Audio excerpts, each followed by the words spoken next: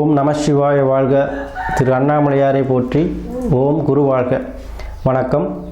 அனைத்து ஆன்மீக அன்பர்கள் அனைவருக்கும் இந்த சிவடியின் ஏகே குரு சிவராஜனின் அன்பு கலந்த வணக்கங்கள். பொதுவாகவே வாழ்க்கையில் நம்ம எல்லாருக்கும் மாற்றங்கள், அதாவது நம்ம வாழ்க்கையில் ஒரு தொழில் தொடங்குறதா இருந்தாலும் சரி, ஒரு முன்னேற்றத்துக்கு ஒரு ஸ்டெப் எடுத்து வைக்கிறதா இருந்தாலும் சரி, இல்லை ஒரு சுப முகூர்த்தம், திருமணம் சார்ந்த விஷயங்கள், அதே போல் ஒரு குழந்தை பாக்கியம் இல்லைங்க சாமின்னு சொல்கிறவங்க, அதே போல் புதுசாக வீடு கட்ட முடியுமா, ரொம்ப நாளாக ட்ரை பண்ணிகிட்டு இருக்கேன் முடியலைங்கிறவங்களுக்கும் சரி, இந்த மாதிரி பல பிரச்சனைகள் அன்றாட மனிதர்கள் சந்திக்கிறாங்க. ஸோ அவங்களுக்கு எப்போ வழி பிறக்கும், அதே போல் இந்த 12 ராசிக்கு கிரகங்களும் எப்போ சேர்ந்து அவங்களுக்கு நன்மையான பலனை செய்ய போகிறதுங்கிறத நம்ம பார்க்க போகிறோம். அது குறிப்பாக இந்த தை மாதம் நான் பார்க்க போகிறோம். ஏன்னா தை பிறந்தால் வழி பிறக்கும் அப்படின்னு சொல்லுவாங்க. ஸோ தை மாதத்தில் எந்தெந்த ராசிக்கு எந்தெந்த சுப காரியங்கள் செய்யலாம், எந்தெந்த தடைப்பட்ட விஷயங்கள் நம்ம வாழ்க்கையில் ஒரு ஒற்றுமை இல்லை, உறநிலை ஒரு வீட்டிலே குடும்பத்தில் பிரச்சனை, பண கஷ்டம், ஒரு வேலை கிடைக்குமா, நிரந்தரமான ஒரு வேலை, அல்லது ஒரு பதவி உயர்வு, இந்த மாதிரி விஷயங்கள் நம்ம கிடைக்குமான்னு ஏங்கிக்கிட்டு இருப்போம். ஸோ அந்த மாதிரி நினைக்கிறவங்களுக்கு எல்லாருக்குமே நம்ம தை மாதம் பார்த்திங்கன்னா ஒரு சுபமான நிகழ்ச்சி, சுபமான ஒரு அனுகூலமான ஒரு மாதமாக இருக்க போகுது 12 ராசிக்குமே சரி. ஸோ அந்த வகையில் நம்ம இன்றைக்கி தை மாதத்துக்குரிய பலன்கள் பார்க்குறோம். ஏன்னா இந்த தை மாதங்கிறது தமிழர் திருநாள், உழவர் திருநாளாக கொண்டாடுறோம். ஸோ எல்லாருக்குமே இந்த தை மாத உழவர் திருநாள் வாழ்த்துக்களை ஃபஸ்ட்டு சொல்லிக்கிறேன். அதே போல் இந்த தை மாதத்தில் முக்கியமாக நம்ம கண்டிப்பாக ஒவ்வொரு வீட்லேயும் எதிர்பார்க்கக்கூடிய மாதம் தை மாதம். ஏன்னா நம்ம ஒரு சுப நிகழ்ச்சியாக இருந்தாலும் சரி, ஒரு புதிய தொழிலாக இருந்தாலும் சரி, ஏதோ நம்ம நல்லது நடக்குமா நடக்காதான் ஏங்கிக்கிட்டு இருக்கவங்களுக்கு இந்த தை மாதம் கை கொடுக்கும். அது எல்லா ராசிக்குமே இந்த தை மாதம் அனுகூலமான பலன்களை செய்ய போகுது. அதே போல் இந்த தை மாதம் சிறப்புகள் இருக்குது. முக்கியமாக இந்த தைப்பூசம் வருது. அதாவது பார்த்திங்கன்னா பௌர்ணமி அன்னைக்கு தான் இந்த தைப்பூசம் வருது. தை மாதம் 18ஆம் தேதி ஞாயிற்றுக்கிழமை வருது. ஸோ அனைத்து ராசினருமே சரி இந்த தைப்பூசத்துக்கு ஒரு தடவையாச்சும் இந்த முருகப்பெருமான், சிலவங்க பழனிக்கு தான் போகணும், திருப்பரங்குன்றம் போகணும், திருச்செந்தூர் போகணும் அப்படின்னு நினைப்பீங்க. அதெல்லாம் இல்லை. உங்களுக்கு அருகில் இருக்கிற எந்த ஒரு முருகன் கோயிலாக இருந்தாலும் சரி போயிட்டு நீங்கள் வழிபாடு செய்வது நல்லது. ஏன்னா தைப்பூசத்துக்கு அவருடைய அருள் பரிபூர்ணமாக கிடைக்கும். அதே போல்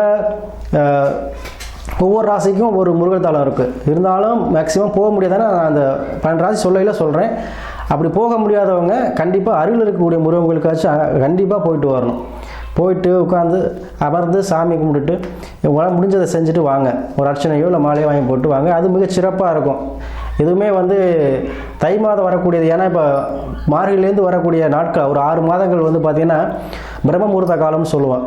ஸோ அந்த பிரம்ம முகூர்த்த காலத்தில் நம்ம வழிபடுறது, ஆன்மீகத்தில் போகிறவங்களும் சரி சூப்பராக இருக்கும். தெய்வ வழிபாடு பண்ணுறது அனுகூலமாக இருக்கும். ஏன்னா அந்த மாதம் தான் தேவர்களுடைய கண் விழிக்கக்கூடிய மாதம்.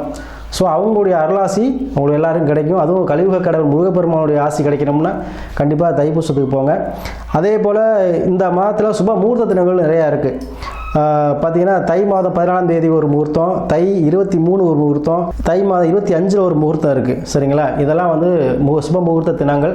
இந்த நாட்களை பயன்படுத்தி உங்களுடைய எந்த ஒரு சுப காரியங்களும் செய்யுங்க, சிறப்பாக இருக்கும். அதே போல் இந்த தை மாதத்தை பொறுத்த வரைக்கும் எல்லாருக்குமே ஒரு மகிழ்ச்சி, எப்படி பொங்கல் பொங்குதோ அது மாதிரி எல்லா குடும்பத்திலையும் மகிழ்ச்சி நிறைந்த ஒரு மாதமாக கண்டிப்பாக எல்லாருக்கும் அமைக்கும். நம்ம ஒவ்வொரு ராசிக்கு உள்ள பலனை நம்ம வரிசையாக ஒன்றுனா பார்ப்போம். அந்த வகையில் நம்ம இன்னைக்கு பார்க்கக்கூடிய ராசி சிம்ம ராசி. இந்த சிம்ம ராசிக்கு தை மாத பலன் எப்படி இருக்குன்னு பார்ப்போம். பொதுவாக சிம்ம ராசினாவே ஒரு சிங்கமோட ஒரு கர்ஜனை கொண்ட ராசி. அதில் பிறந்தவங்களும் சரி அப்படி தான் இருப்பாங்க. தான் போகிற போக்கில் போயிட்டே இருப்பாங்க. எந்த விஷயத்தாவது அவங்க அவங்களா செஞ்சாங்கன்னா கண்டிப்பாக சிறப்பாக முடிப்பாங்க. தன்னம்பிக்கை அதிகம் கொண்டவங்க. அவங்களுக்கு அந்த தன்னம்பிக்கை மாதிரியே இப்போ இந்த மாதமும் தன்னம்பிக்கையான மாதமாக அமைஞ்சிருக்கு. ஏன்னா அவங்களுடைய ராசினர்களுடைய சூரிய பகவான் பார்த்திங்கன்னா ராசிக்கு 6ஆம் இடத்துல சூரியன் செவ்வாய் உச்சம் பெற்று சுக்கிரன் புதனோட சேர்ந்திருக்கார். ஸோ சூரியன் செவ்வாய் மேக்சிமம் சிம்ம ராசியில் பிறந்தவங்க, சிம்ம லக்கணத்தில் பிறந்தவங்க கண்டிப்பாக அரசு சார்ந்த விஷயத்தில் ஏதோ ஒரு வகையில் அவங்க இருப்பாங்க. ஒன்று அரசு வேலை இருக்கணும், அப்படி இல்லைன்னா அரசு உதவி பெறக்கூடிய ஒரு ஜாப்பில் இருக்கணும், அப்படி இல்லைன்னா அரசு சார்ந்த விஷயம் அவ்வளோ அனுகூலமாக கிடைக்கும். ஸோ இதான் சிம்ம ராசியோட ஒரு 100க்கு 95% கண்டிப்பாக அது இருக்கும். ஸோ இந்த சிம்ம ராசியில் பிறந்தவங்களுக்கு பார்த்திங்கன்னா இந்த மாதம் 6ல் சூரியன் இருக்கிறனால எதிரிகள் இருந்து உங்களுக்கு இருந்த பிரச்சனைகள் நீங்கக்கூடிய மாதமாக இருக்கும். அதே போல் வம்பு வழக்கு, கோர்ட்டு கேஸு, அரசு சார்ந்த விஷயத்தில் பிரச்சனை உள்ளவங்களுக்கும் இந்த மாதம் அந்த இருந்து ரிலீஃப் ஆயிடுவீங்க. அதே போல் அரசியலை சொல்லிக்கணும் அப்படிங்கக்கூடியவங்களுக்கும் இந்த மாதத்தில் வந்து ஏதோ ஒரு வகையில் உங்களுக்கு அரசியலில் செல்லக்கூடிய அமைப்பு உருவாகும். ஏன்னா அரசியலில் போகணும்னா கண்டிப்பாக உங்களுக்கு இந்த சூரிய பகவான் ஆதிக்கம் இருக்கணும். ஸோ அந்த கண்டிப்பாக இந்த அரசியலில் வந்து இருக்கேன் சாமி, கொஞ்சம் நமக்கு அந்த புதிய பொறுப்புகள் நமக்கு கிடைக்குமா சொல்லக்கூடியவங்களுக்கு இந்த மாதம் சிம்மராசி என்பது நல்லா இருக்குது. 6ல் இருக்கும்பொழுது உங்களுக்கு பதவி உயர்வு ப்ரமோஷன் கிடைக்குங்க. சூரியன் செவ்வாய் சேர்க்கைங்கிறது பார்த்திங்கன்னா ஒரு பதவி உயர்வுக்கான கிரகங்கள், ராஜ கிரகங்கள். ஸோ ராஜ கிரகங்கள் சேரும்பொழுது உங்களுக்கு பதவி உயர்வு ப்ரமோஷன் கிடைக்கக்கூடிய மாதமாக இந்த மாதம் அமைய போகுது.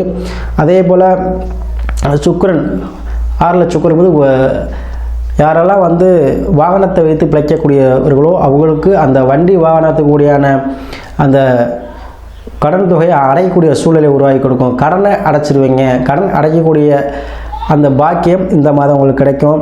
அதே போல் மனைவழி மூலமாக உங்களுக்கு ஆதாயம் கிடைக்கக்கூடிய மாதமாக இந்த மாதம் அமையுதுங்க.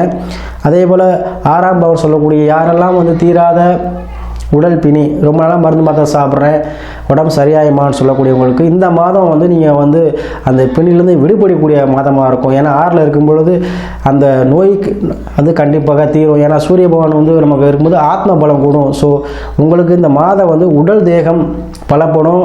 நீங்காத நோய்கள் பிணிகள் மாத்திரை சாப்பிட்றவங்க அது வந்து ரிலீஃப் ஆயிடுவீங்க. நான் சாமி மருத்துவர்களே போய் சாப்பிட்டே இருக்கேன், ரிலீஃபே கிடைக்கலங்கும் போது கண்டிப்பாக இந்த மாதம் நோய் குணமாகக்கூடிய மாதமாக உங்களுக்கு இருக்கும்.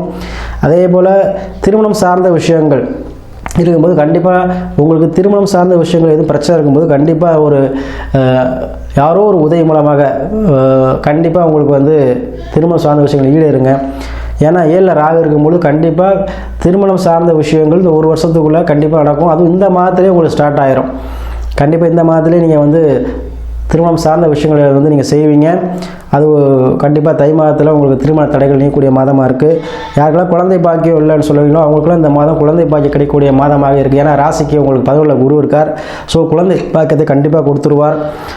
ஸோ தை மாதம் உங்களுக்கு உங்கள் ராசிக்கு எல்லாமே நல்லா இருக்குது, சரிங்களா?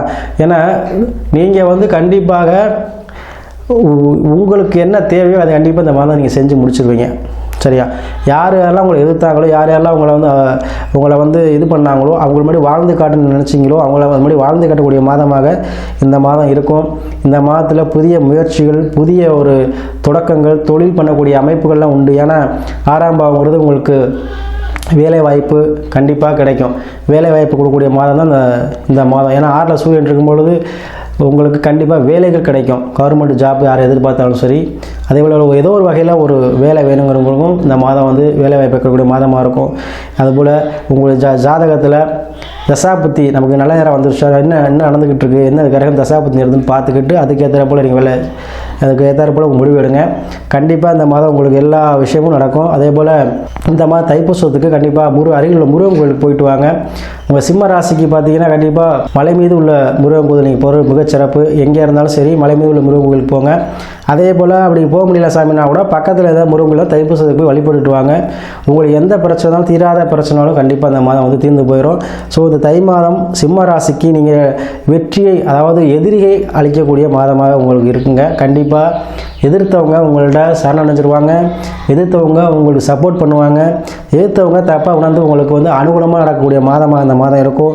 ஏன்னா சிம்மராசி எப்போவுமே நீங்கள் வந்து எதுலையுமே நாம் தனியாக இருக்கும்னு நினைக்கக்கூடியவங்க, ஒரு தனியான சிறப்பு மிக்கவராக இருக்கும்னு நினைப்பீங்க. அதே போல் இந்த மாதிரி இருக்கக்கூடிய அமைப்பு சிம்மராசிக்கு உண்டு.